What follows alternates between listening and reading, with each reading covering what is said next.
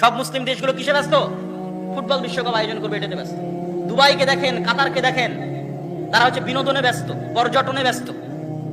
কোটি কোটি টাকা আল্লাহ তাদের হাতে দিয়েছে, কিন্তু সেই টাকা তারা ইনভেস্ট করছে বিনোদনের জন্য, পর্যটনের জন্য।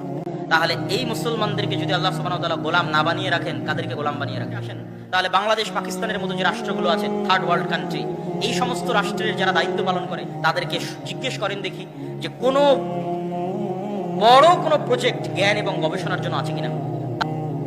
বিশ্ব বাদ দেন, দক্ষিণ এশিয়ার মধ্যেও ঢাকা ইউনিভার্সিটির নাম প্রথম তালিকায়, প্রথম লিস্টে নাই, বুয়েটের নাম নাই। কেননা মদখোর, নেশাখোর, জুয়াখোর লালন পালন করলেই ক্ষমতায় টিকে থাকা যাবে। মদখোর, নেশাখোর, জুয়াখোর বানালেই মানুষকে গোলাম বানানো যায়। আমাদের কাছে শিক্ষা আছে, আমরা যে মদ, জুয়া, ফ্রি ফায়ার, পাবজি, আড্ডা, এগুলো নিয়ে গোলাম হিসেবে বড় হয়েছি। পৃথিবীতে যেখানে যাবো সেখানে গোলাম হিসেবে থাকবো। না আমার দিনের আমার কাছে মূল্যায়ন আছে, না আমার শিক্ষার আমার কাছে মূল্যায়ন আছে। যদি আরবের দেশে লেবার হিসেবে যাই তাও গোলাম, যদি ইউরোপে যাই, আমেরিকায় যাই তাও গোলাম।